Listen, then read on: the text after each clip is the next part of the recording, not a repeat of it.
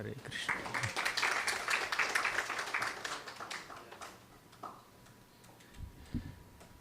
Today we will discuss on this topic given by this boy. How to see Krishna's hand in all circumstances, how to understand Krishna's plans. Sometimes they are too inconceivable. Still, we need to accept those plans. How? Let's see. We learn what to do and what not to do by observing the activities of great souls. When we hear the activities of great devotees like Prahlad Maharaj or Parikshit Maharaj or Dhruva Maharaj or Devaki Vasudev, Nanda Maharaj, Yashoda Mata, or the Gopis of Vrindavan, the Gopas of Vrindavan, or any other exalted devotees, or our acharyas like Vishwanath Chakravarti Thakur, Bhakti Siddhanta Saraswati Thakur, Bhakti Vinod Thakur, and Srila Prabhupada. We get to understand what to do and what not to do. The do's and don'ts, the prescriptions and prohibitions, the expected Vaishnava behavior and the things that we need to avoid in our spiritual life. So all these we'll be able to understand just by learning from great souls. Srimad Bhagavatam instructs us not only by presenting the Siddhanta, not only by presenting the philosophy, but Bhagavatam also teaches us through very sweet pastimes, very wonderful pastimes of so many great souls. Pastimes of the Lord are there definitely. Krishna performed so many pastimes. Krishna's several other forms, the incarnations of the Lord, like Narasimhadev, Varaha, Vamana, Matsya, Kurma, Rama, Parashurama. So all these divine avatars also, through their activities, give us so many lessons. But the devotees of the Lord also give us so many lessons. Sometimes the devotees through their activities give us positive lessons or teach us certain things that we need to adopt in our practice of spiritual life. And we also get other messages on what to avoid in bhakti by observing some mistakes of devotees. Sometimes devotees also make mistakes, and definitely demoniac people and materialistic people make so many mistakes. By going through the descriptions of these mistakes done by these great souls, we can understand what not to do. Actually, Bhagavatam begins with a description of what Vyasadeva has done. Vyasadeva has written so many Puranas. Vyasadeva has written so many Upanishads, Vedas, even Mahabharata. And he was feeling very dissatisfied, despondent. Then Narada Muni came and said, Jugupsitam karma kritva. Oh Vyasadeva, you have done such an abominable activity. What is that abominable activity that Vyasadeva has done? With a deep compassionate spirit, Vyasadeva has written the Vedas and Puranas and Upanishads and Mahabharata and Vedanta Sutra just so that the people of Kali Yuga will get some insights and inputs on how to lead a meaningful and purposeful life, isn't it? But what to do? Narada Muni is chastising, his guru is chastising Vyasadeva that you have done an abominable activity. Jugupsitam karma kritva. How do we understand this? Actually, Vyasadeva has not done a mistake. His intention was very pure. But somehow, all the works that Vyasadeva had written before he met Narada Muni were overly emphasizing on four purusharthas, dharma, artha, kama, moksha. Narada Muni says, oh Vyasadeva, already people are inclined towards sense gratification. And now that You have written so many scriptures uh, emphasizing on how to attain higher grade of sense gratification, and you have presented so many karmakandic sections also in your scriptures, where people do some japa, vrata, tapa, homa, and attain some higher enjoyment in the Swarga Loka. So people will quote you now, because Vyasadeva has written these books, it's bona fide. Then after about few thousands of years, seeing that people are like misusing certain karmakandic portions of the scriptures and killing animals in the name of sacrifices, Lord Vishnu has to come in the form of Lord Buddha and say, I reject these Vedas. You know that? Nindasi yajna vidhe hahaha shrutijatam sadaya hridaya darshita pashughatam keshava dharita buddha sharira jaya jagadisha hare. Nindasi yajna vidhe. Yajna vidhis means there are so many rules and regulations mentioned in the scriptures about conducting sacrifices. And some of those sacrifices also involve animal sacrifices. So, nindasi yajna vidhe. So, all these vidhis or the prescriptions of conducting sacrifices are mentioned in Shrutis, scriptures, offered to this humanity by Vyasadeva. And people are seeing those karmakandic portions and killing animals like anything. And the Lord became very compassionate upon these animals. Sadaya hridaya darshita pashughatam. He became very compassionate upon these animals who are being sacrificed, killed in the name of sacrifices. So the Lord appeared in the form of Buddha. Keshava dharita buddha sharira jaya jagadisha hare. Buddha came and said, I reject these Vedas if these Vedas are prescribing these animal sacrifices. I don't want these Vedas. Then, after that, Vedic authority is re-established. So, point is, Vyasadeva has written so many scriptures to cater to the needs of different kinds of human beings. Some are in Rajogun, some are in Tamogun, some are in Sattvagun, to cater to the needs of all these categories of people who are influenced by different material modes. Vyasadeva has written so many Puranas, so many scriptures.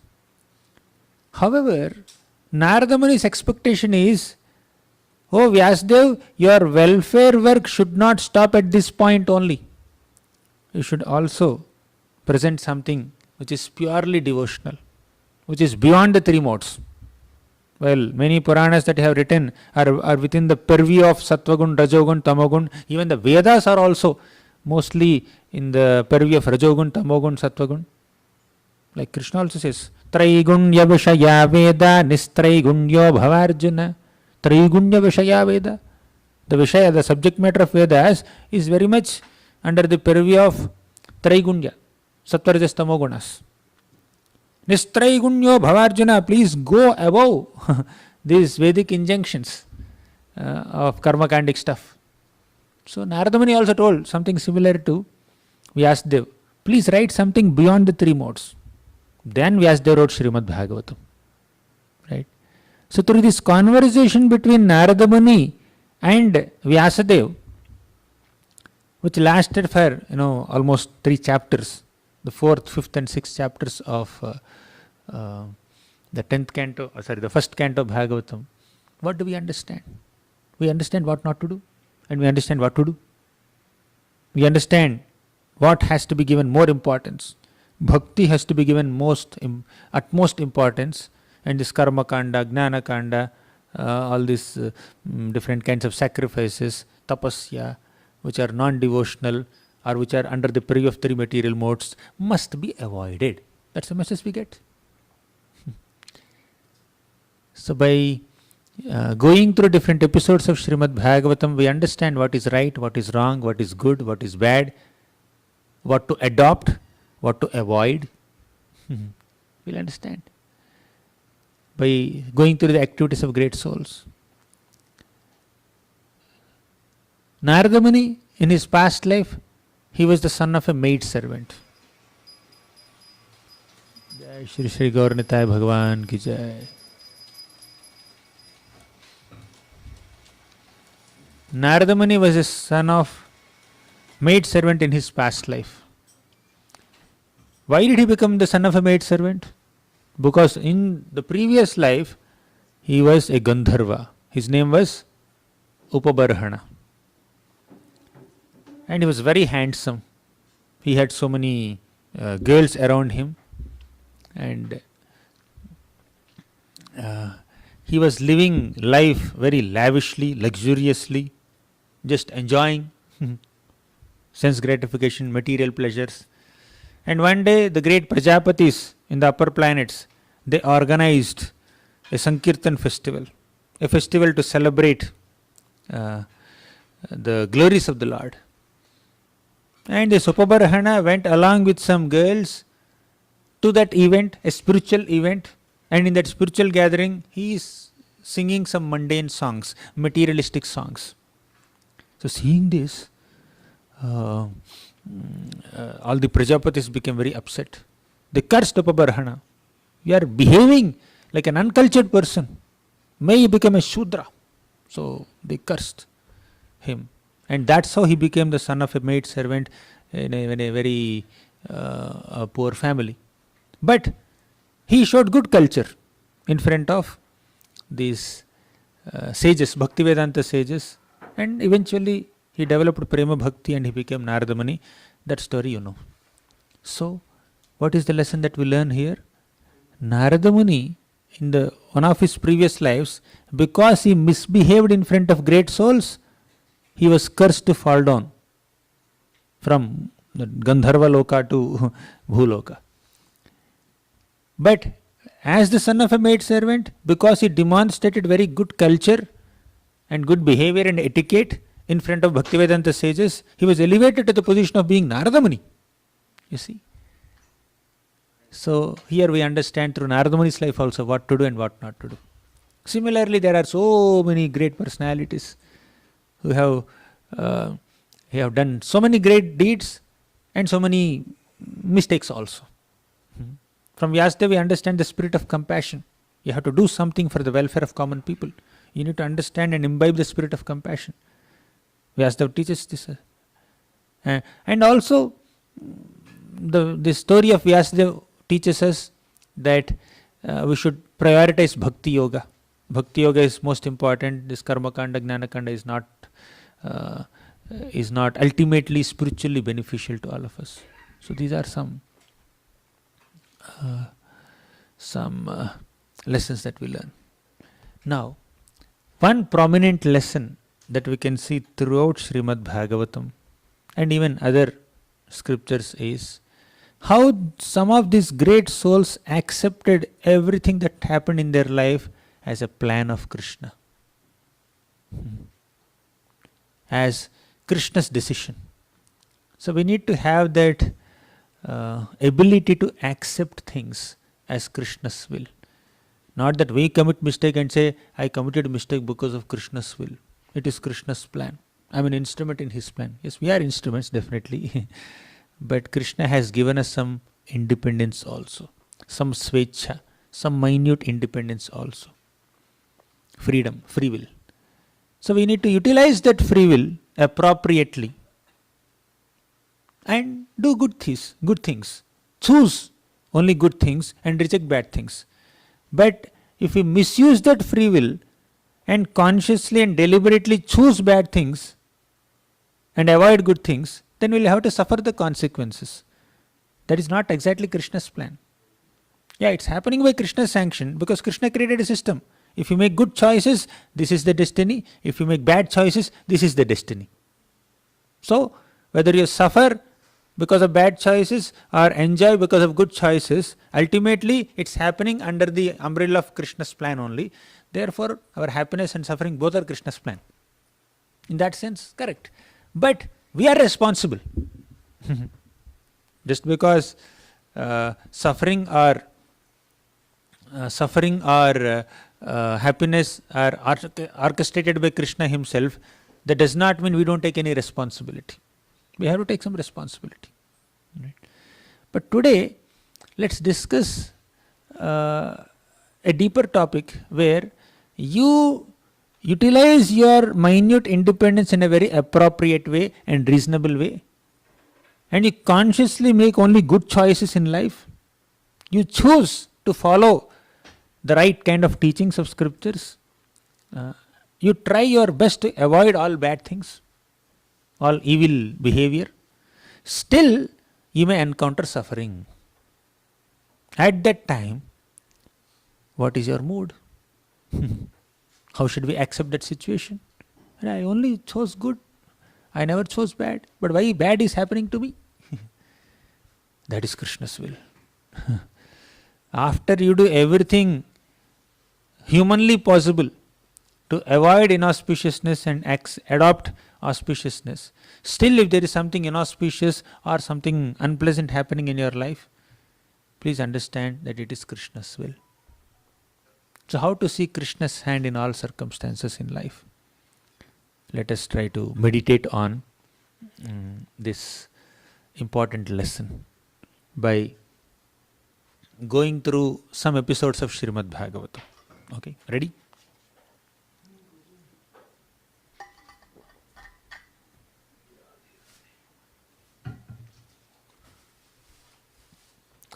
Let's begin with first canto. We already spoke Narada Muni's example. We saw his 3 lives. Let's go a little deep into his second life.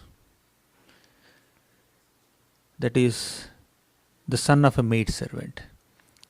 So during the monsoon season, some sages named Bhaktivedanta sages came to the area where this maid servant was living. She was working in a Gurukul, in a school. So some sages came there and they decided to stay there only throughout this monsoon season. 4 months, because it's raining so much, let's not travel, let's sit here and discuss some Krishna Katha and do some our puja. So they decided like that and they stayed there. And this maid servant got an opportunity to serve all these great souls.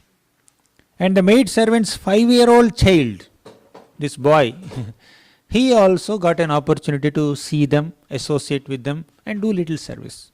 What service can a small 5-year-old child do? They must have asked for some flowers, he would go and then get some flowers, some ingredients for worship, some grasses. And he would do all that. And he will sit next to them and he is hearing what they are discussing. Sometimes kids hear more attentively than adults also. Here is a 5-year-old child. Although these Bhaktivedanta sages are not exactly discussing some children topics. They are discussing very mature, elevated, highly philosophical subject matters and some Krishna Katha. This boy is able to sit there and hear sincerely. Very sincerely he was hearing. And he would bring prasadam for them and they eat something and something is left. He will ask them, can I eat this? Yeah, why not eat? That's how he got their Mahaprasad also. So this boy would eat the Mahaprasad of the sages, and that's how 4 full months he got very close association of all these great Bhaktivedanta sages. And because of their association, he is developing bhakti. And Bhagavatam also describes, Sutta Goswami describes, Narada Muni himself describes his past life. As a 5-year-old child, also, he was not at all inclined to any games or sports. He was not talkative.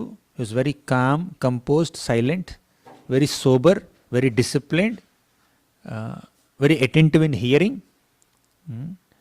And he has great service attitude. And because of his good behavior, all the sages of these Bhaktivedanta sages became so impressed with this child, and they showered their deep blessings, heartfelt blessings on this child. And slowly, this 5-year-old child is undergoing a great transformation. From Shraddha, he came to the level of Sadhu Sangha, Bhajana Kriya, Anartha Nivritti, the Nishtha, Asakti, Ruchi, Bhava, Prema. He is just going through all these stages And within 4 months only, he almost came to the stage of prema. And before leaving, these Bhaktivedanta sages instructed him, initiated him in the path of Bhakti Yoga, and they left. 4 months is over. Monsoon is over. They continued their travels. They were traveling preachers. So Narada Muni, this as a 5-year-old child, he continued to stay with his mother. And the mother, as usual, she is going to different homes and doing some service and getting some livelihood and trying to maintain the child. And this boy and mother, only 2 people were there. There is no mention of the father there. There is no mention of any other relatives or in-laws, nobody. Only mother and 5-year-old child. And this boy is completely dependent on the mother. And mother has all her affection towards the child only. There is no one else in their life. One day this mother went to milk a cow in the evening time. But unexpectedly, one poisonous snake came and bit her leg. And she died on the spot. Then Narada Muni, as a 5-year-old child now, he lost his mother. The only protector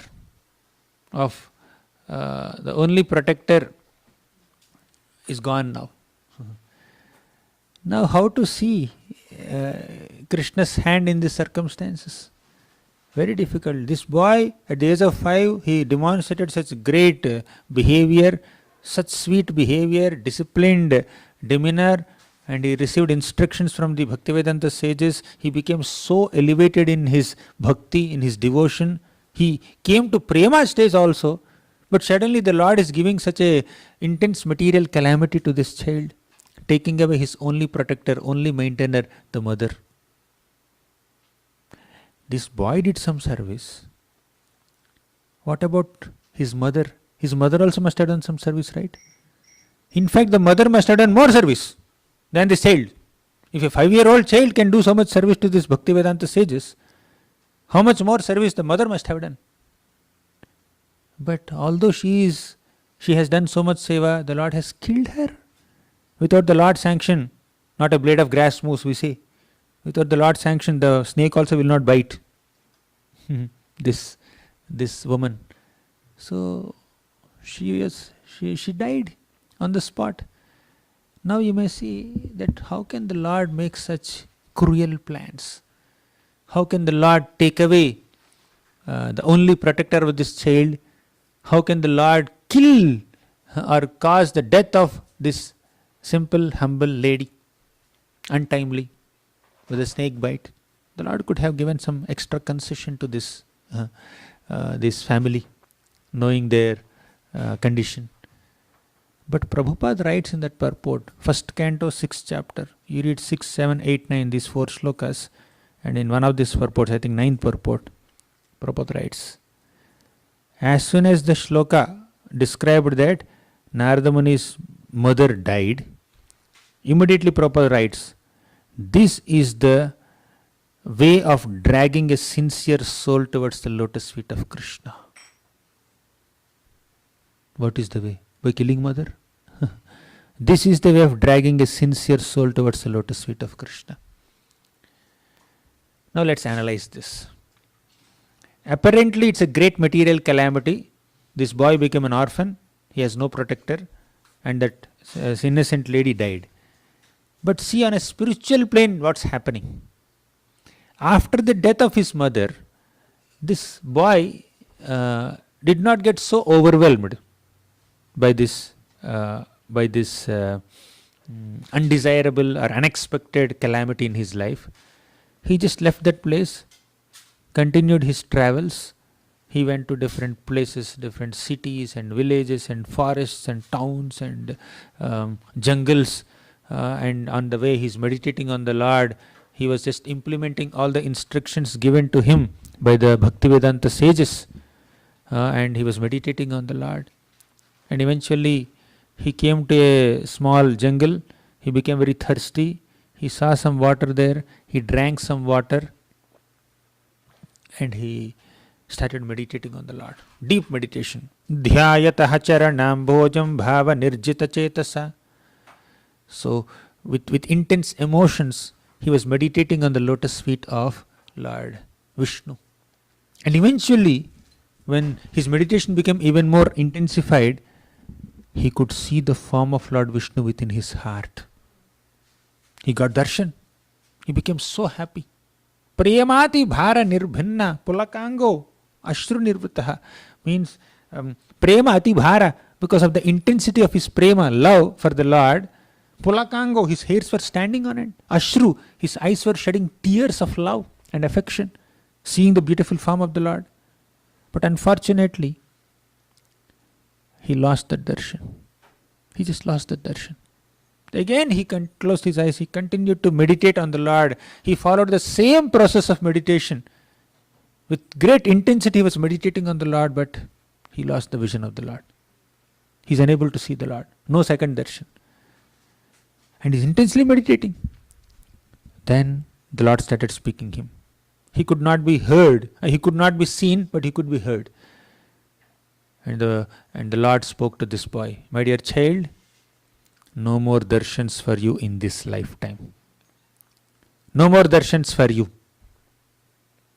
Because you are not completely purified of all your material taints.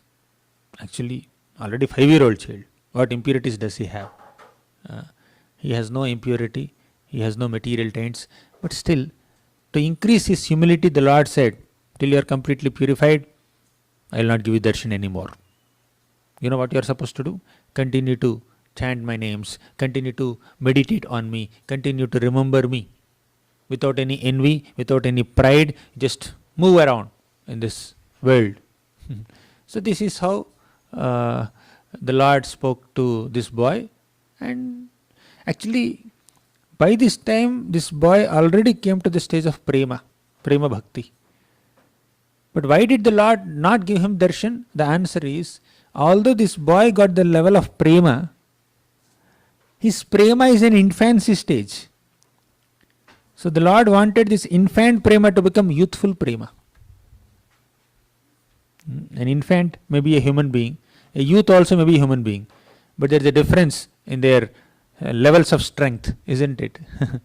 So the Lord wanted that prema in his heart to be more and more developed, more mature, more youthful, where he can express it. At that stage, he can see the Lord whenever he wants. Narada Muni, he can see the Lord whenever he wants. So Narada Muni continued his process and Naman Yanantascha Shonkitanyat. Sorry, what is that shloka? Okay, he was chanting the holy names of the Lord constantly.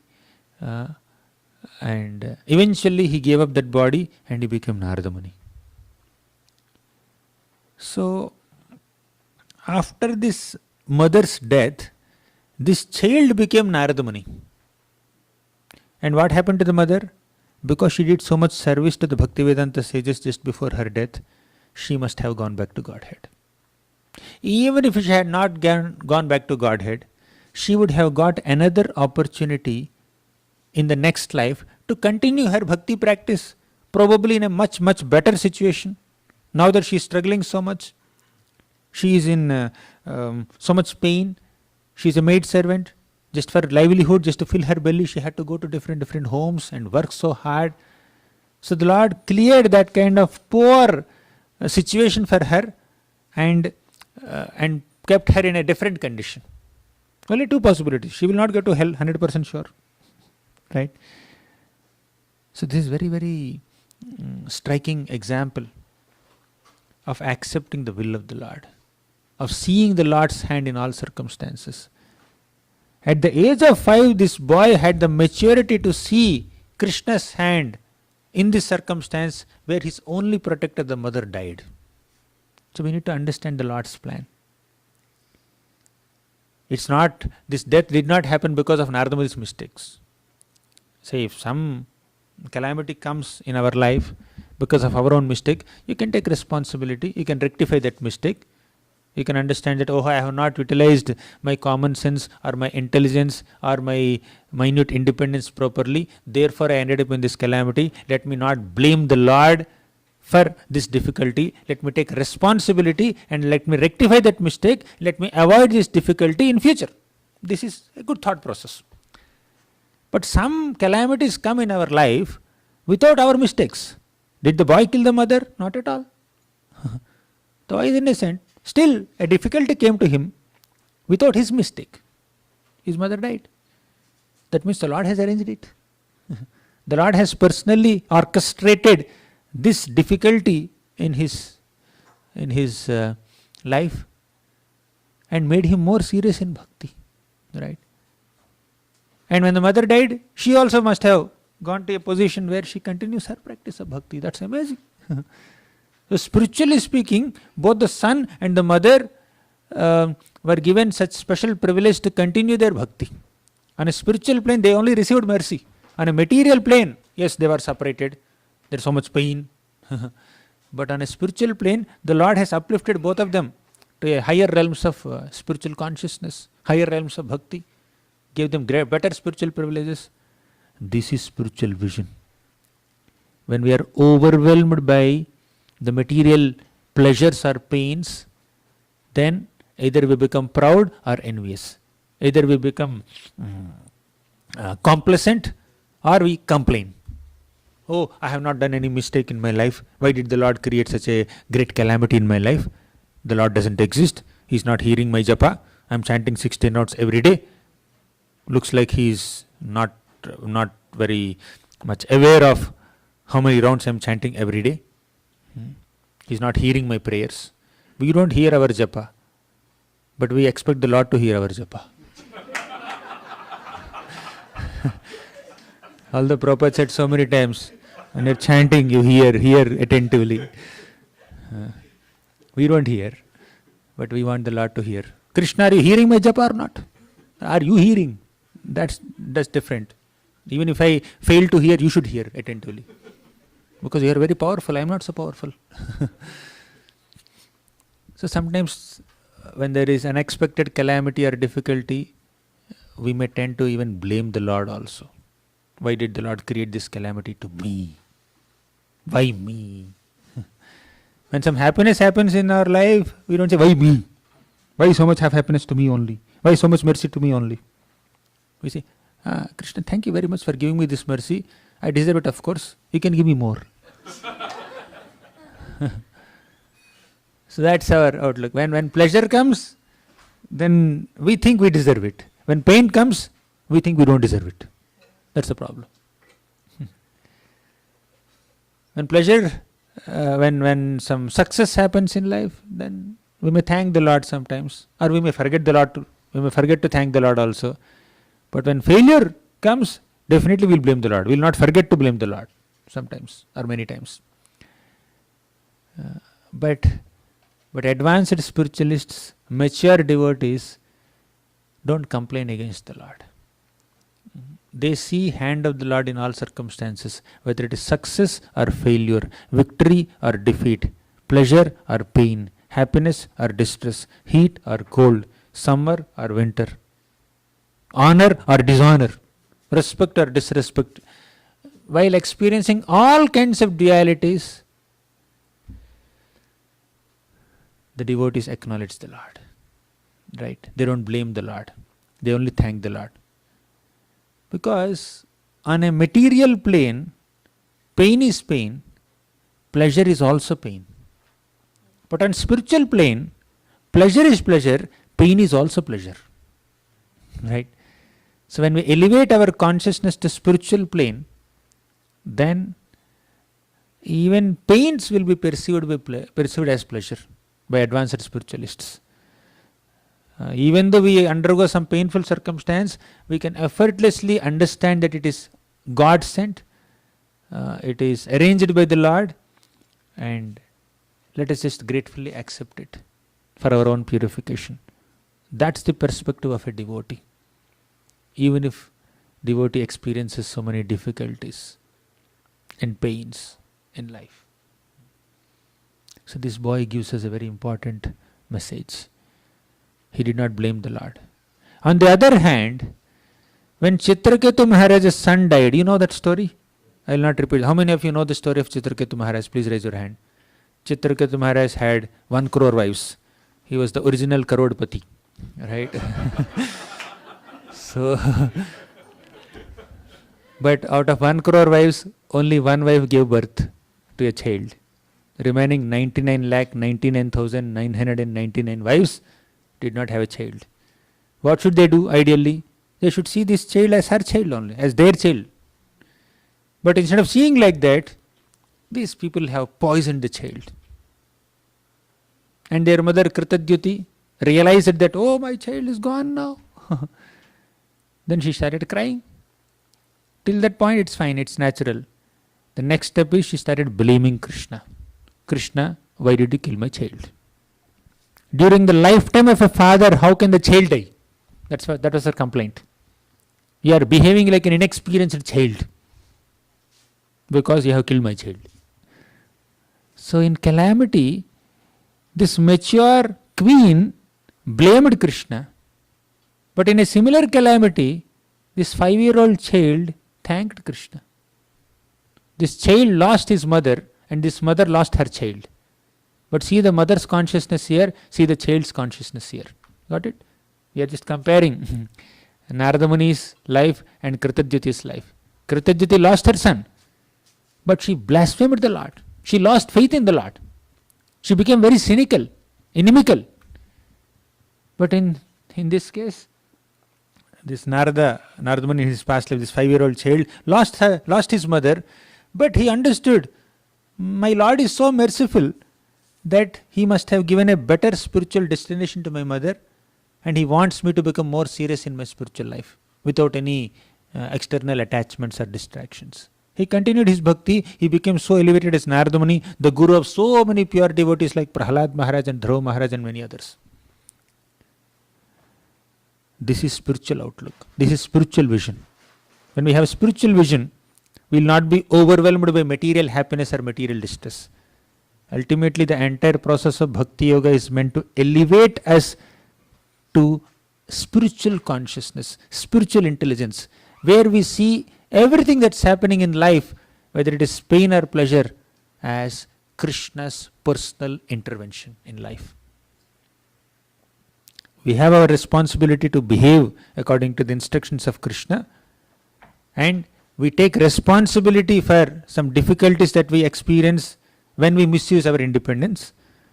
But when we behave properly, when we use our independence properly, still if we experience calamities without our mistakes, just accept it as Krishna's decisions.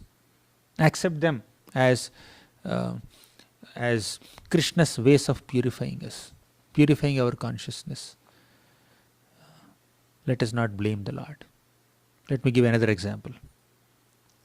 Let's go to, let's stay in first canto of Bhagavatam only. Within first canto only we will find so many examples. Say, let's take another example from the first canto. Pandavas, they lost their kingdom in this gambling match. Right?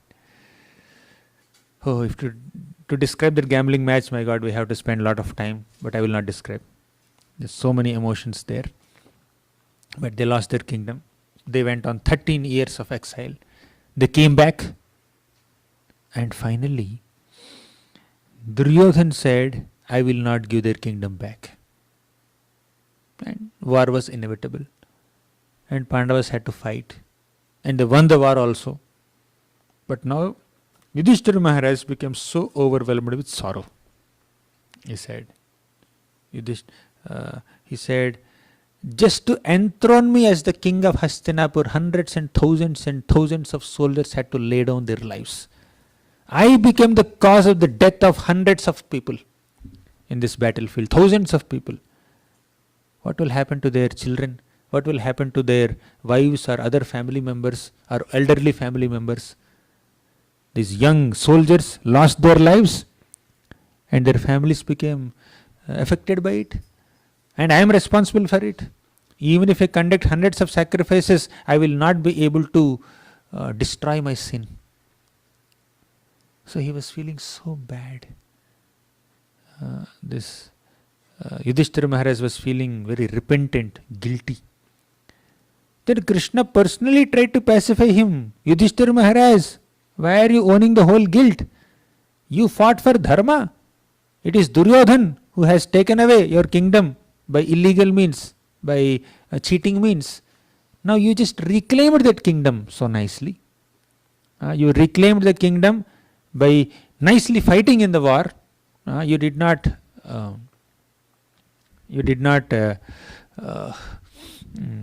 do any cheating like he did. He took away your kingdom by cheating means, but you took your kingdom back by fighting courageously like a kshatriya. Why are you unnecessarily feeling guilty? And he tried to convince him. Vyasadeva tried to convince him. Dhaumya tried to convince Yudhishthira Maharaj, but Yudhishthira is still crying. Then Krishna took Yudhishthira Maharaj to whom? Bhishma Dev. Then Bhishma started speaking. Aho kashtam aho nyayam yadyuyam dharma nandana jivitam narhata klishtam vipra dharmachyutashrayah. Aho kashtam. Oh Yudhishthir, oh Pandavas, you went through so many difficulties, kashtam. And you went through anyayam also. Anyayam means injustice. Kashtam means difficulty. What's the difference between difficulty and injustice? Kashtam and anyayam. Kashtam comes on its own many times. Or kashtam can come. Difficulty can come because of our mistakes also. Or even without mistakes also difficulties can come. But anyayam is when somebody deliberately causes you difficulty. Purposely, on purpose, wantedly, when somebody tries to harm you, that is anyayam. Difficulty may not be injustice always. Injustice causes great difficulty, but injustice is done by somebody to harm you. That's what Duryodhan did to the Pandavas. So Pandavas experienced both flavors of difficulties. So many difficulties and so many injustices also. Somebody is trying to pull you down politically, diplomatically, hypocritically, manipulating the situations and sidelining you or harming you or attacking you. This is injustice. So Pandavas experienced both. And others, if anyone else is there in their situation, maybe they could not survive. Jivitam narhata klishtam. Amidst all these calamities, common people would not survive, but you survived, Pandavas. How did they survive? Vipra dharmachyutashrayah. Because they have taken shelter of Vipra, Dharma and Achyuta. Vipra means Brahmanas. In our case, they are Vaishnavas. Dharma means general virtues, but in our case, this Dharma is Bhagavata Dharma, which is Bhakti Yoga. Achyuta means Krishna himself. Vipra, Dharma, Achyuta, Ashreya. Because you have taken shelter of Vipra, Dharma and Achyuta, you are protected. Otherwise, it would be very difficult to survive through difficulty, through all these calamities. Then he continued to say that Yatra dharma suto raja gada panir vrkodaraha Krishnos trigandivam chapam suhrut krishnastato vipat. Yatra dharma suto raja. Where dharma sutta, Yudhishthira Maharaj is there. Gada panir vrkodaraha. Where Vrikodara, this Bhima is there. Then Krishnos trigandivam chapam. This Krishna refers to Arjuna. Arjuna with the Gandiva bow is there. How can there be calamity? On top of it, Suhrut Krishna. Krishna is also present as their direct well-wisher. Even when Krishna is personally, physically present next to you as your direct well-wisher and guide and messenger and chariot driver, etc., etc., still there are some difficulties. Suhrut Krishna tato vipat. Still there are difficulties. Even in Krishna's personal presence, pure devotees like the Pandavas were undergoing tremendous amount of calamities, difficulties, injustices. They never blamed Krishna. Did you ever see Pandavas blaming Krishna? Did you ever see Kunti blaming Krishna? Did you ever see Uttara blaming Krishna? Did you ever see Draupadi blaming Krishna? On top of it, Kunti Mata says, Krishna, give me more calamities. Vipadaha santu taha shashvat tatra tatra jagadguru bhavato darshanam yasyata punarbhava darshanam. So she says, please, Give me more calamities. That is her gratitude. So the essential message here is Pandavas went through so many difficulties. Every time they accepted it as Krishna's plan. Despite knowing that by Krishna's plan, Krishna's arrangement only they went through so many difficulties, they never blamed Krishna. If you know that Krishna arranged difficulties in your life, what will you do? You will complain? You will blame Krishna? At least you will question. You may not blame, but at least you will go, Krishna, why? Why you love me so much that you are giving me so many difficulties in life? At least that thought will come in the mind, right? But even the thought never came in their minds. And when Yudhishthira is lamenting like this, oh, because of me so many people died, instead of thinking that, oh, finally I got my kingdom, he is thinking, because of me so many people died. I am attached to the kingdom. That was his consciousness. This is the mood of a devotee. Sometimes this kind of mood, if someone exhibits in our circles, we think them as sentimentalists, fools, overly emotional. We may think like that.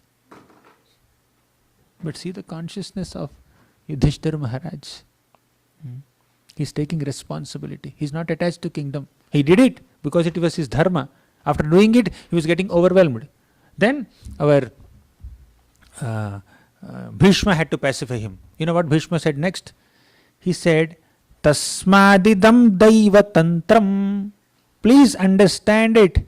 Please understand, O Yudhishthira Maharaj, this is daiva tantram. What is daiva tantram?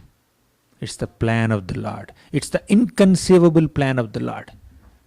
All the difficulties you faced and your survival amidst all those difficulties and this war and your victory, everything is orchestrated by Krishna. You went through so many unpleasant circumstances in your life and you went through so many pleasant circumstances also, and now you became finally victorious and you regained your kingdom. All this is planned by the Lord. He wanted to establish Dharma, Dharmaraj on the throne of Hastinapur. Just accept it. This is what Bhishma Dev says. Tasmadidam daivatantram. This is Daivatantra. Accept this plan. Enjoy the kingdom. Not just enjoy, serve your citizens. And further he says, after saying Tasmadidam Daivatantram statement, he further says that Yesha vai Bhagavan Sakshat Adyo Narayana Puman. He says the personality who is standing here, Krishna, is the Adi of Narayana. He is the origin of Narayana. He also says, Yadvijignasaya yukta muhyanti kavayopihi. To understand Krishna's plans, even great kavis, philosophers, scholars, they also get bewildered. In their attempts to understand Krishna's plans, even great philosophers also get bewildered. So, accept his plan. You may not be able to understand and analyze. Sometimes you may get an explanation from an acharya on why Krishna did what he did. But sometimes we may not be able to understand Krishna's plan. Whether we understand Krishna's plan or don't understand Krishna's plan, we have to accept Krishna's plans. They're inconceivable, just accept it. Have faith. Why did Krishna make this plan? For my purification.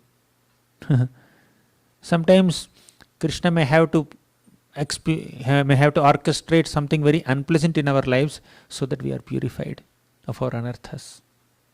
If there is some calamity in our life, please understand, we are exhausting our bad karma. If there is prosperity in our life, understand, we are exhausting our good karma. Karma, whether it is good or bad, it has to be eradicated. We have to come out of this karma platform and come to the spiritual platform of pure bhakti. Tasmadidam daivatantram. Accept it. Execute it. Enjoy. Enjoy executing Krishna's inconceivable plans. Sarvam kalakritam manye bhavatam chayata priyam sapalo yadvashe loko vayo rivaghana valihi. Sarvam kalakritam manye. In this series of shlokas, Bhishma also says that everything is orchestrated by time. Bhavatam cha yata priyam. Even all the unpleasant situations in your life are orchestrated by time. And he gives a beautiful analogy, comparison. When wind blows in the sky, clouds are driven away by the wind. Cloud has no free will to stay at one place. I like this tobacco area. Let me stay here only. I will reign here only. Cloud cannot make a choice like that. When the wind is moving, cloud has to move. It may go from Tobacco to New Jersey, or it may completely get destroyed by the movements of the wind. Similarly, our plans will get destroyed.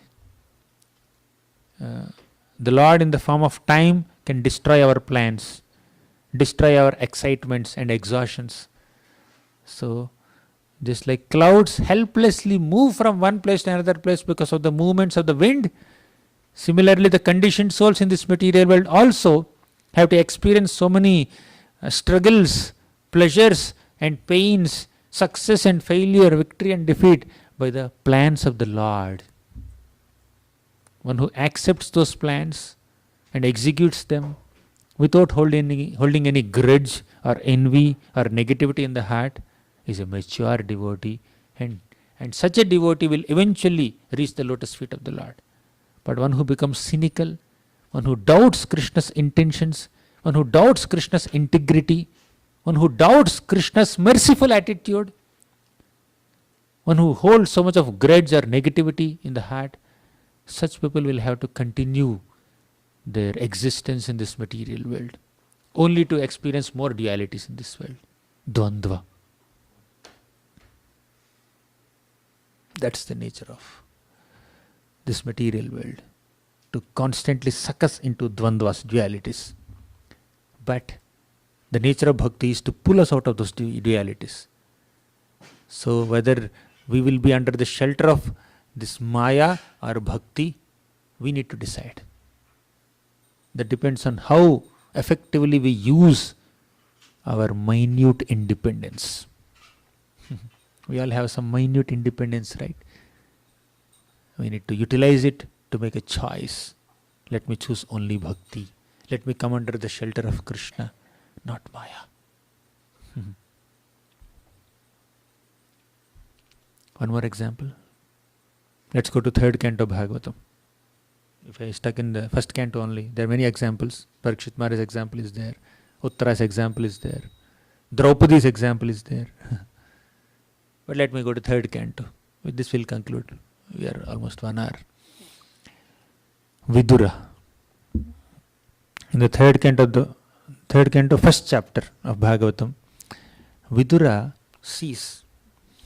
Vidura goes to see Dhritarashtra and says, Dhritarashtra, now Pandavas went on exile. They went on exile and they came back from exile. But still your son, Duryodhan, is not inclined to return their rightful share of the kingdom. You should get rid of your son. Sa esha dosha purushadvidaste gruhan pravishto yamapatya batya. Sa esha dosha purushadvidaste. He is dosha personified. He is fault personified. He is sin personified. He has entered your home in the form of your son only to destroy all your reputation, only to defame you, only to destroy your dynasty. He hates Krishna. He hates Krishna's devotees. How can he survive? And when he is leading the show here in Hastinapur, how can Hastinapur survive? How can the Kuru dynasty survive? Get rid of your son. Return the rightful share of the kingdom to the Pandavas. Otherwise, Bhima is hissing like a snake. He has already taken a vow that he will destroy your 100 sons. He will definitely fulfill that vow. Before he does it, you surrender to him. You surrender his kingdom to him. But Dhritarashtra, as usual, silent. Did not speak anything. This Vidura's instructions, Vidura Niti, is taken seriously by entire humanity. But that Vidura Niti is primarily meant for Dhritarashtra and Duryodhana. They never took it seriously. Don't feel very surprised when people who are living with you don't take you seriously. Whole world won't take you seriously, but the people where you are staying, they don't take you seriously. Does it happen sometimes?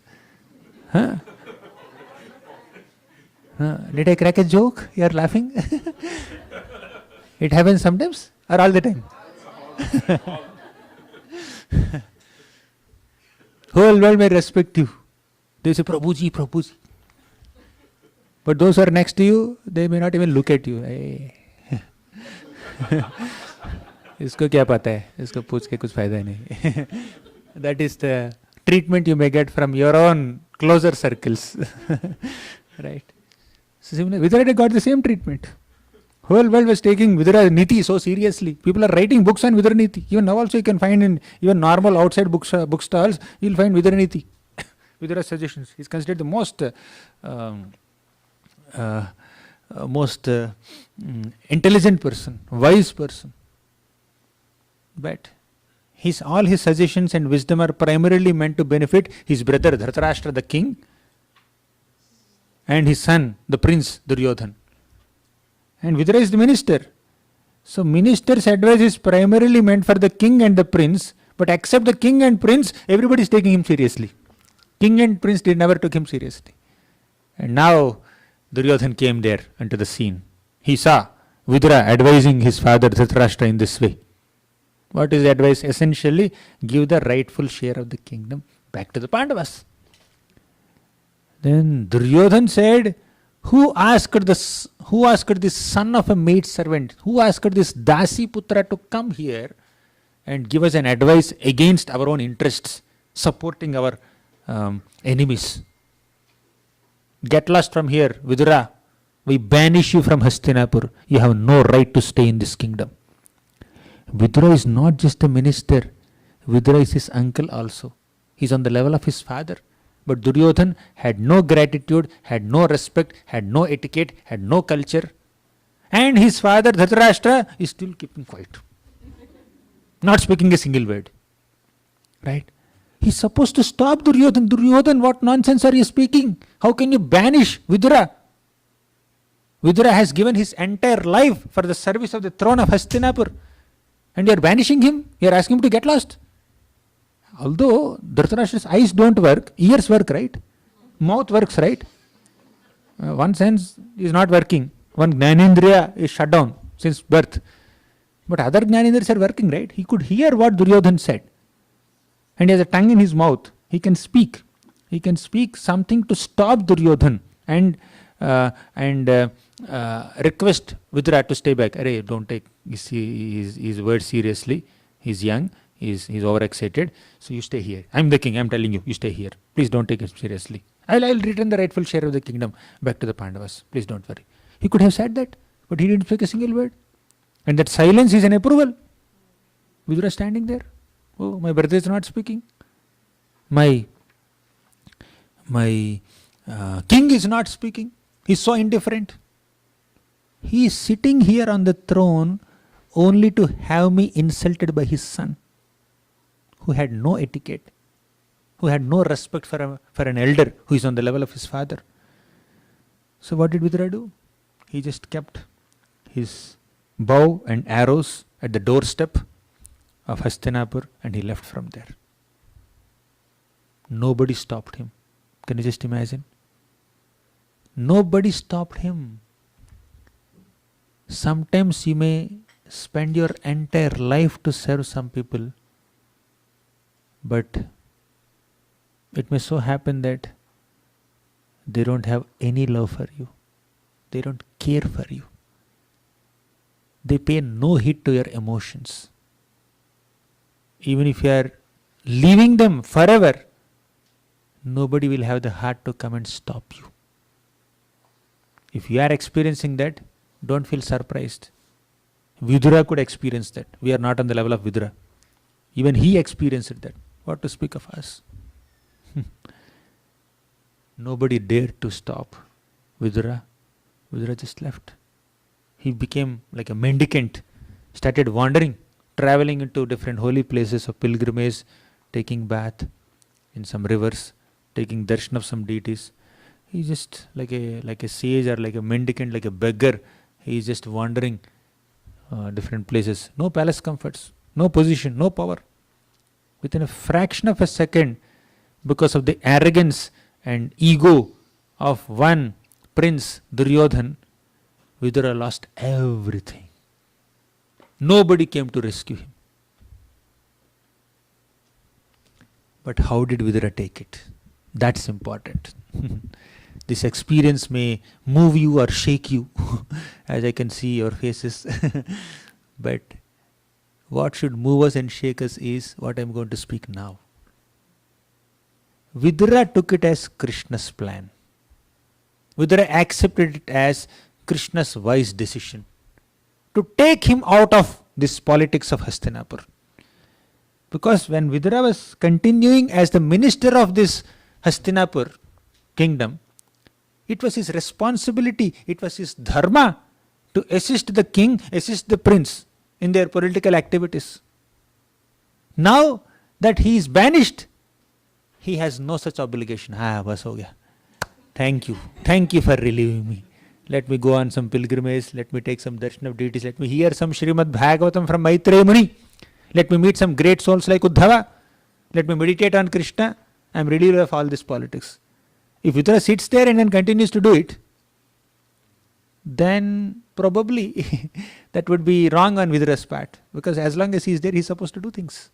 Right? Supposed to assist them, supposed to advise the king. Although king doesn't accept the advice, he is supposed to advise the king because he is in a position.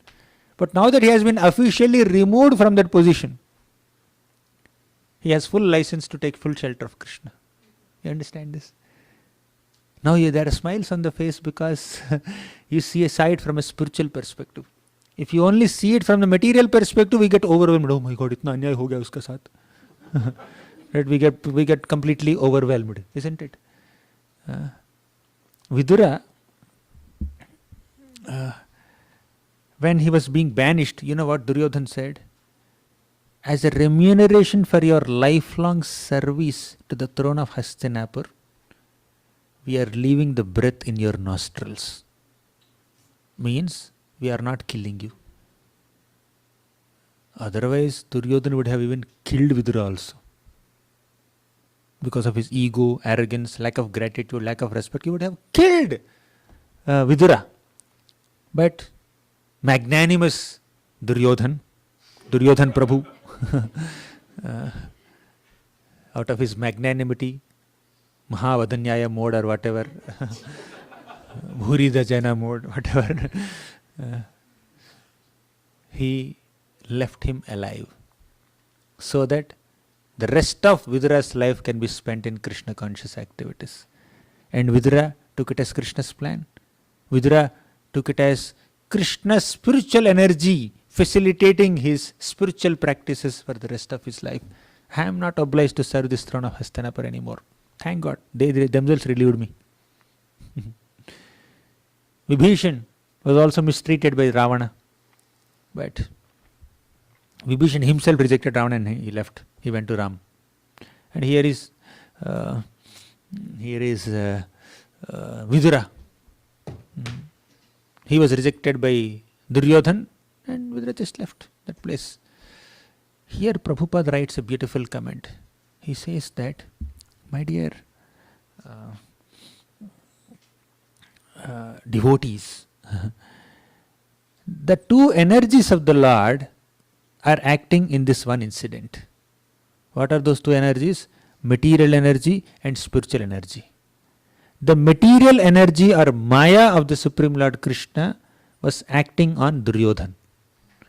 And the spiritual energy, the internal potency of the Lord is acting on Vidura through the same incident. What is the incident? Duryodhan banished Vidura. That's the incident. In 3 words, Duryodhan banished Vidura. That's the incident. But Duryodhan banished Vidura because of the material energy acting on Duryodhan, and also because of spiritual energy acting on Vidura. The material energy of the Lord is influencing Duryodhan and making him reject the good counsel of Vidura and make him more unfortunate. He is already unfortunate.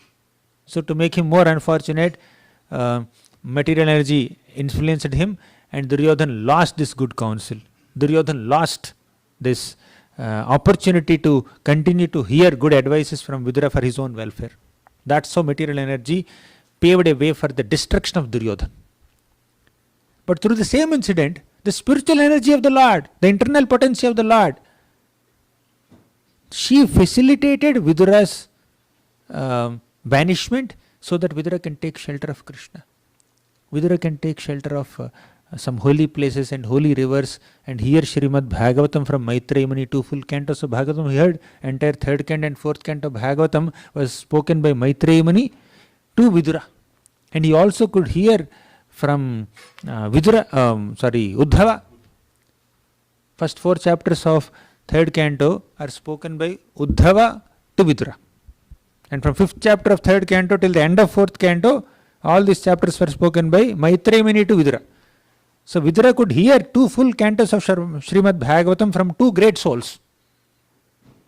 And in these 2 cantos, there is a compact summary of the entire 10th canto of Bhagavatam spoken by Vidura, spoken by Uddhava to Vidura. Can you just understand the good fortune of Vidura? He is so fortunate. From a material perspective, if you see the situation, oh, Vidura ke saath itna anyay ho gaya. Vidura, so much of injustice happened to Vidura. And sometimes we imagine in his place, in his condition, and we say, oh, all the people around me are like Duryodhan and Dushasan and Karna and Sekuni and Dhritarashtra. But I am like Vidura. We imagine ourselves like that. Does it happen sometimes to you? Or did it happen sometime back? When I was describing this? We may put ourselves in Vidura's position and we may think that people around me are like Duryodhan, Dushasan, etc. And mere saath anyay hua. All injustice happened to me. Because I am being deprived of some pilgrimage, some privileges. I am having banished. My position is taken away. My post is taken away. We may think like that. But we should not imagine ourselves to be in Vidura's position from a material perspective. Let us try to follow the footsteps of Vidura from the spiritual perspective. In this situation, what did Vidura do? He took shelter of Krishna. He understood that the Supreme Lord's internal energy, spiritual potency, is facilitating my spiritual practice. I have been relieved from this political game. Thank God. Let me just go and take shelter of Krishna. That's how we need to imagine ourselves as Vidura, or in the position of Vidura. Right?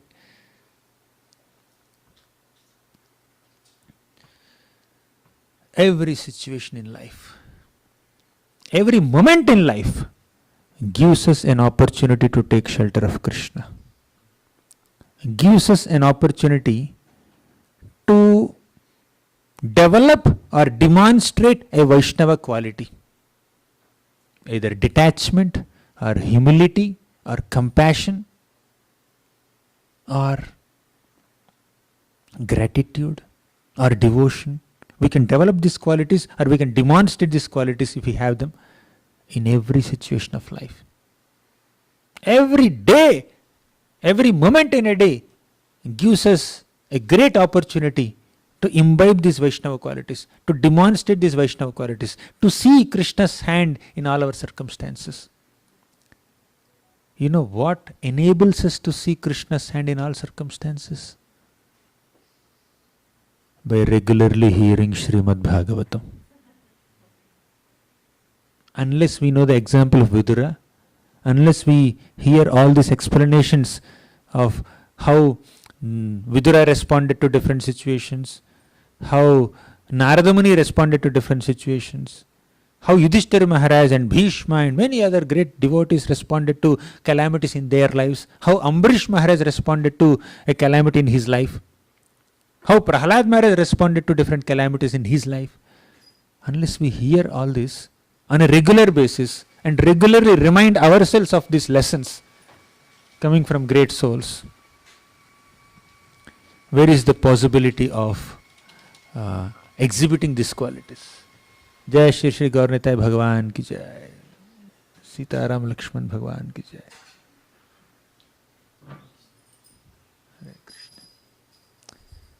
So we need to hear Srimad Bhagavatam regularly.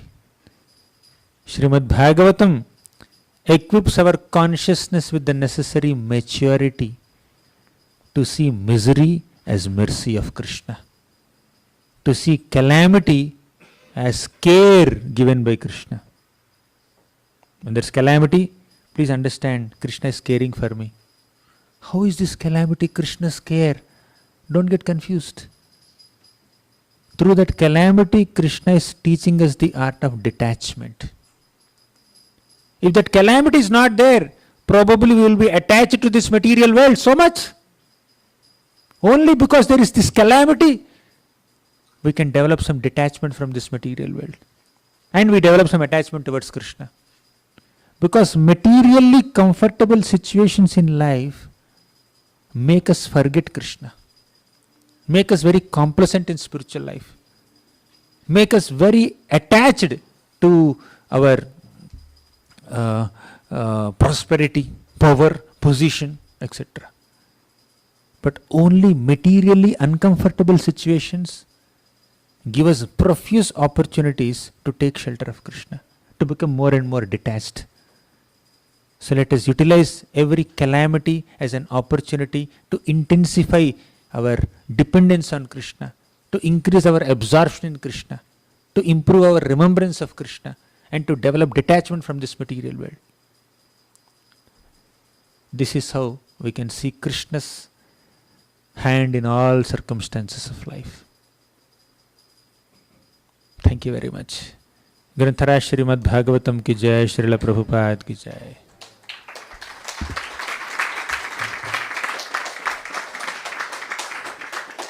Should we stop now? Aarti is happening.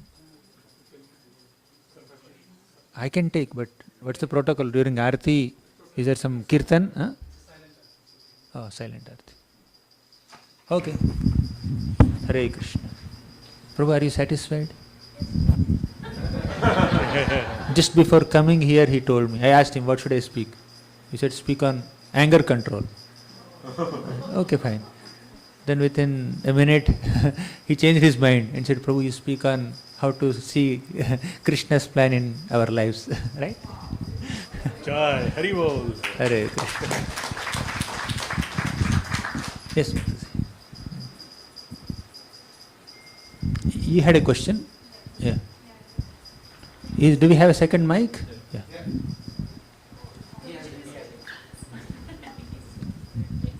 It's on? It's on. Hare Krishna. Thank you so much, Prabhuji, for your wonderful teaching. I'm very grateful. I have a question that as a practitioner, practicing devotees, we understand and we want to accept the difficulties as a mercy of Krishna, and we're trying to see that way. But to ask for more calamities might be a little far out, you know. No need to ask. But there's plenty, I know. Yeah. It's like a shower. We should not imitate great souls. Right. So let's not imitate Kunti Maharani. But whatever calamities come of their own accord, at least let them induce some detachment in us, induce some devotion in us. Let them accept as Krishna's plans and see how we can improve our Krishna consciousness in those situations. Right. You may not have the bandwidth to pray for more calamities. If you can, wonderful, please go ahead. Let's follow in Kunti Maharani's footsteps. But if you don't have bandwidth, at least let's accept the calamities the way they are coming. Correct. But I wanted to continue that, can you please elaborate on the sentiment of Mother Kunti, why she asked for more calamities? That Yes. a little bit more. Now the next question is, why did she ask in the first place? Actually, Kunti Maharani did not ask for more calamities. Her actual prayer is, Krishna, I want more darshans. If calamity gives me an opportunity for your darshan, then I want calamity. She's not a calamity lover. You may like roses, or you may like rasgullas, or you may like pizzas, and she likes calamities. It's not like that. Kunti Maharani is not a lover of difficulties, she is a lover of Krishna. When she said, Vipadaha santu taha shashvat tatra tatra jagat guru bhavato darshanam yasyat apunar bhava darshanam. Vipadaha santu taha shashvat, let these calamities come again and again, because bhavato darshanam yasyat, because during every calamity you came and protected us, you came and helped us. We remembered you.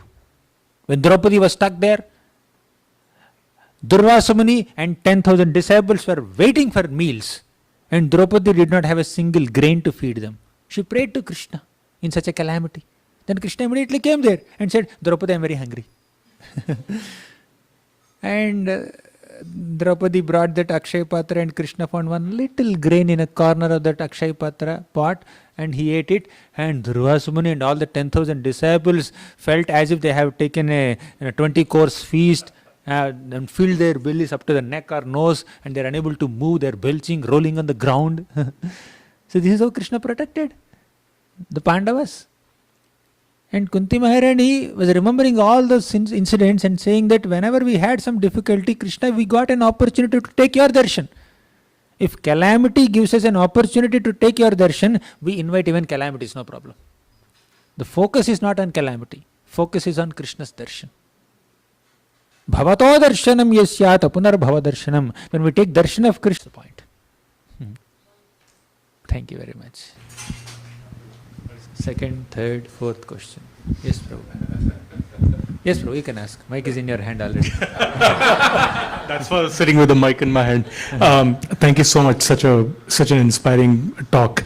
My question was, we've heard from Krishna, and then Prabhupada writes in the 6th chapter of Gita that wherever we finish our bhakti in this life, we continue from that point onwards in the next life. But yet in the story of Narada Muni, before he was born as that 5-year-old, son of the maidservant, apparently he was not in a great spiritual consciousness. He was singing mundane songs in the company of the fairer sex in a spiritual gathering, which kind of seems really disrespectful, not just basic spiritual consciousness, but bad spiritual consciousness.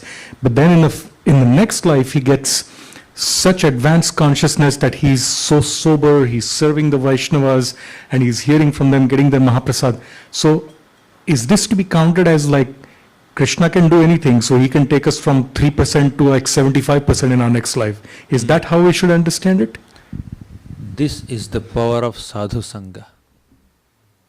Although a conditioned soul has to transmigrate from one body to another body, one species to another species, according to this evolution of consciousness, whenever a sadhu intervenes into this natural progression, the conditioned soul is promoted to a much, much higher level of consciousness. He may skip several species also. So that is the power of the Bhaktivedanta sages.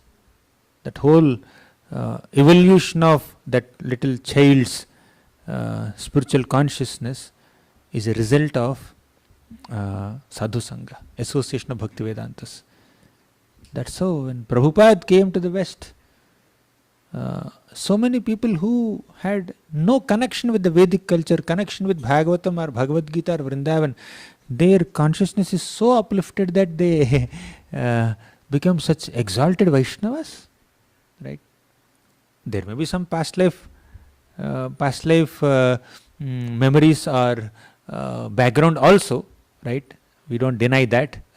But at the same time, sadhu sangha, the power of sadhu sangha to uplift the consciousness of someone who is Mrigari. Mrigari, you see, he was a hunter. He was not fully killing animals also. He was half killing animals and taking pleasure in the pain of a half-dead animal. Such a cruel hunter became so transformed as a pure Vaishnava because of Narada Muni's intervention.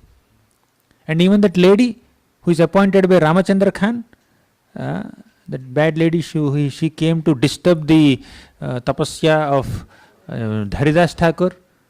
He was chanting and she came to distract him, deviate him, defame him. With that malicious intention she came, but within 3 days, 3 nights, she became a pure Vaishnavi. That's the power of sadhu sangha. One's background doesn't matter. One may have a haunting past, but one can have a promising future if there is sadhu sangha. That's the power of sadhu sangha. Association of devotees. Prabhupada says that in Namam Dushkruti no Mudam, in the purport, Prabhupada says this, that all those people who have these Dushkrutis, still with the help of your devotee, they can uplift. Hare Krishna Prabhuji. My question is, for devotees, we can accept it as Krishna's plan when calamities occur. But when we know some dear one who are not in the path of bhakti yet, at that time of calamity, when we say this is Krishna's plan or accept it, it may not feel appropriate. What do we do then? Like Karma. In the case of a devotee, it's Krishna's plan. In the case of someone who is not practicing bhakti, it is simple karma. When they have done good deeds, they will have good karma. When they have done bad deeds, they will have bad karma. And everybody has to face the consequences of their good and bad deeds. is there a way for them to introduce to bhakti in that point of time? How? Artha bhakti. Arto jignasur artharthi gnani cha bharatarshabha. Many people come to the lotus feet of Krishna when there is arti, when there is distress. Gajendra took shelter of Krishna when there is distress only. So, when there is distress, people want some relief. They are relief seekers. So, to get relief from their material miseries, they take shelter of Krishna. Everybody may not take shelter of Krishna also in their difficulties. They think God doesn't exist. Why? Because I am facing difficulties. As if God's job profile is only to destroy your difficulties, only to fulfill all your desires. They may become more cynical, they may become more atheistic. But there are some people who have some little pious background or whatever, they may take shelter of Krishna. So when somebody is struggling, you can always go and advise them, please take shelter of Krishna, please chant Hare Krishna. At least they may begin to chant Hare Krishna, at least for some peace of mind. Like many college preaching endeavors come with stress management seminar. Okay, do mantra meditation and manage your stress. That's how they begin. But this mantra meditation or chanting Hare Krishna is not just meant to relieve us from stress. It's meant to give us Krishna prema. But this could be a beginning step because they are in stress. They want to manage stress. So we somehow or the other give them Hare Krishna Mahamantra or the process of Bhakti Yoga or some Krishna conscious philosophy so that they can deal with distress, because they are focused more on the byproduct, not on the main product. Relief from stress is a byproduct of Bhakti, but attaining Krishna Prema is the main product. But someone who is more interested in byproduct, you show them the byproduct first and introduce the process. When they become little more mature, show them the main product. Even while practicing bhakti, you have to experience calamities. You have come to bhakti to relieve yourself from calamities, welcome. And after some time, welcome to more calamities. Aho kashtam, aho nyayam yudhyam dharmanandana. Oh, I thought bhakti will relieve all distresses. Bhakti will not relieve distresses. Bhakti will not relieve you from all distresses. Bhakti will give you the ability to endure those distresses. Bhakti will give you the capacity to not get overwhelmed by those distresses. Bhakti will not stop rain. In monsoon season, there will be rain. Similarly, in the material world, there will be difficulty. Even if you practice bhakti, even if you don't practice bhakti, there will be difficulty. But bhakti will give us an umbrella. Right? Monsoon is there everywhere. It's raining heavily. But if you take an umbrella, you will not become wet. Similarly, miseries are there in the material world everywhere. Hare Krishna. Gauranga Bhagwan ki jai. So miseries are there in the material world everywhere. But bhakti gives us an umbrella and protects us from being overwhelmed by those miseries. That's what we can say. When they are little grown up in bhakti. Thank you. 9 o'clock, how many more questions we should take? One more. One more. One more and that's my question. Yes, Prabhu. So thank you so much, Prabhuji, for a nice instruction. So my question is, You explain many pastimes, and there are many pastimes in some Srimad Bhagavatam about the calamities happening to advanced devotees.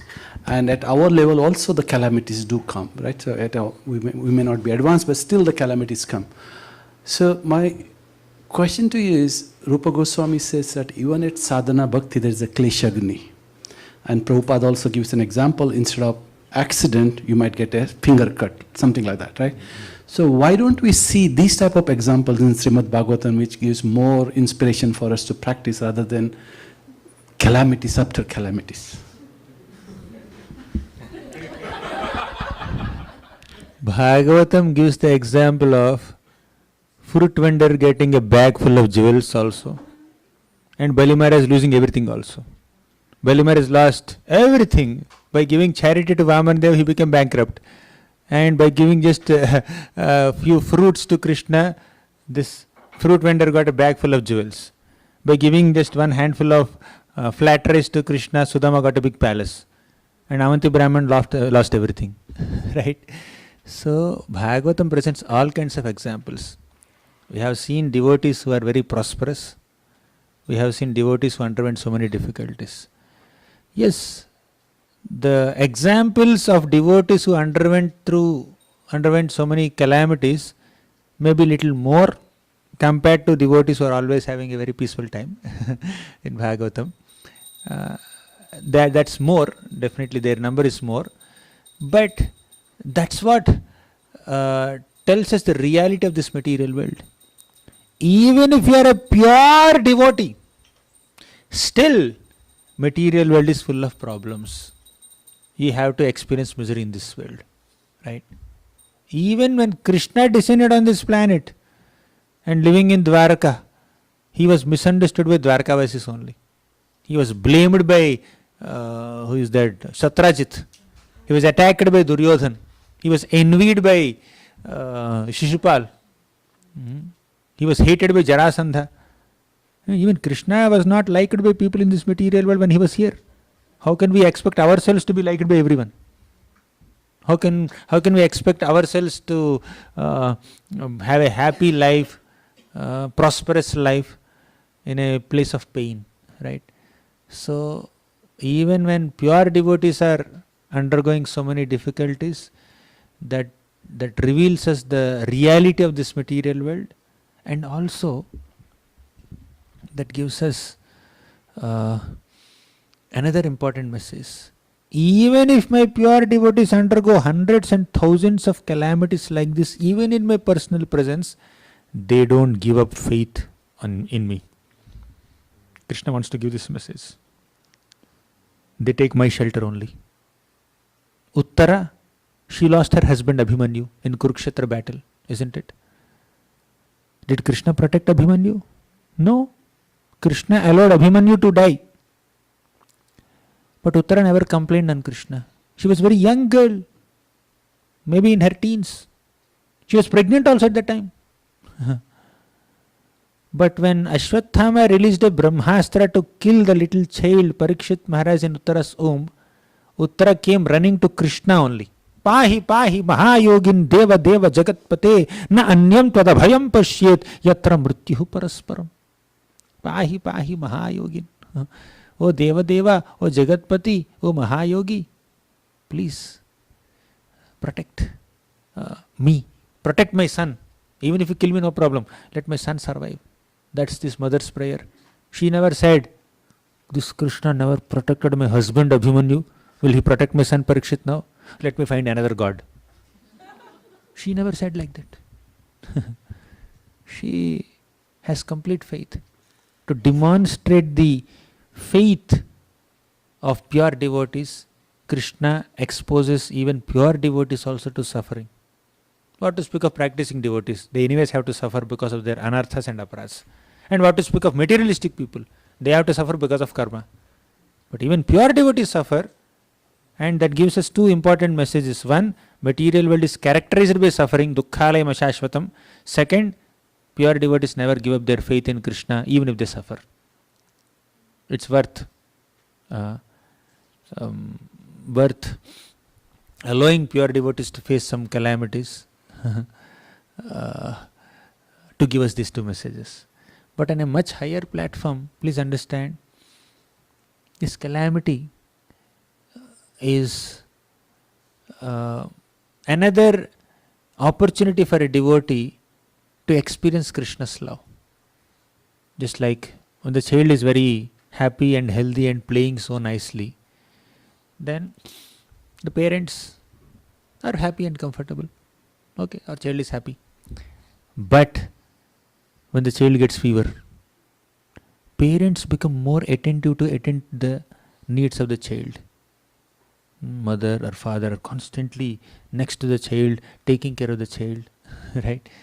So at that time, child gets an opportunity to understand how much the parents love him, right?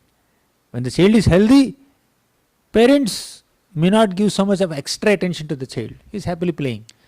But when the child is sick, then parents give extra attention to the child. Similarly, when pure devotees undergo difficulties, Krishna gives them extra attention.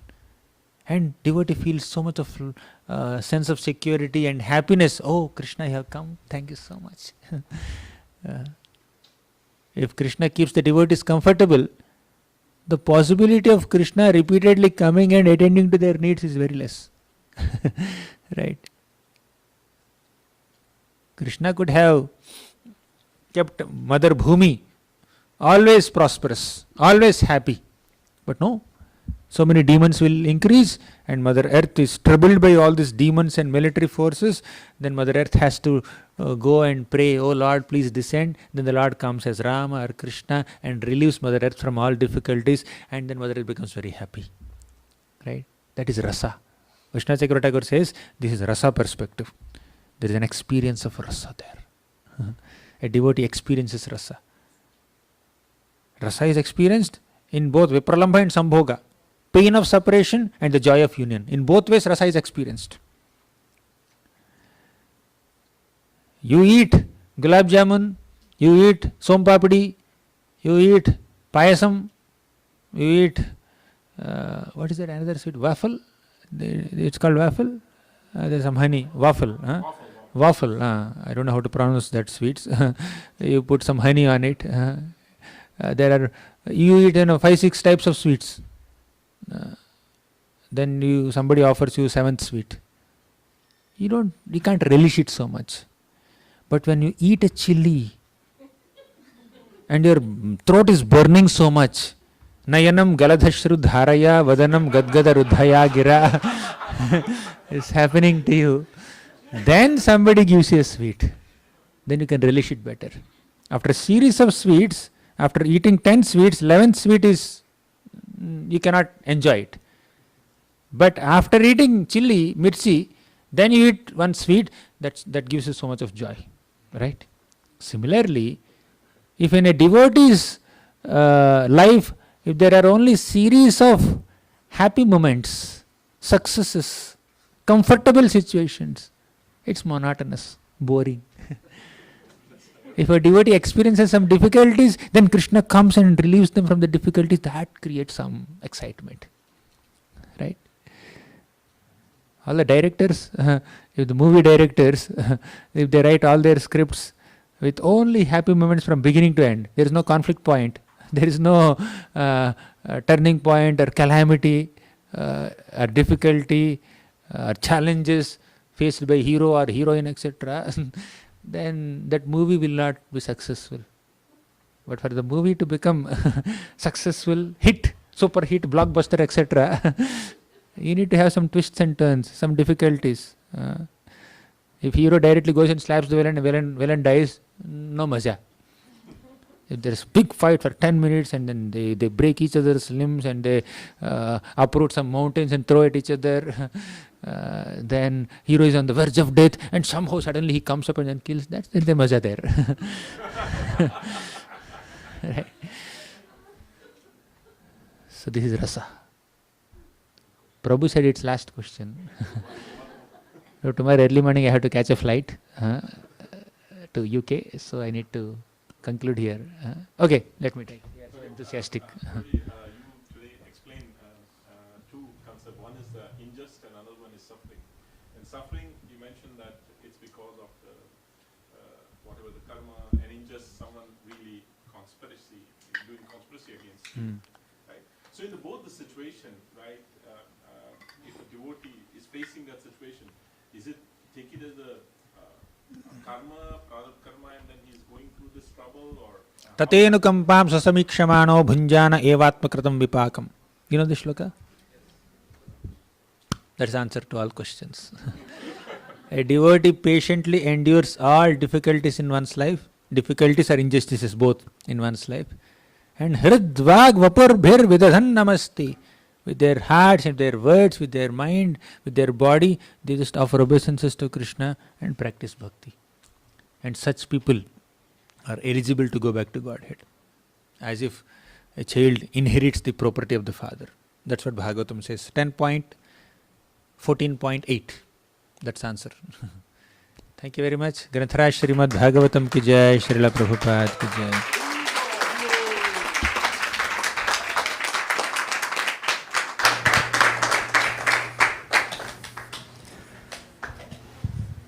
So I'm sure we all wish we could spend another 1 or 2 or 3 hours with Prabhuji and have such wonderful Krishna Katha and dialogue, and it's so nourishing and so heartwarming. So we're very, very grateful, but understand Prabhuji does have to go, and we hope you'll come back as often as you can, Prabhuji. It's very, very nice, and all of our devotees love associating with you, hearing from you, your books and so forth. You don't have any books, right, today?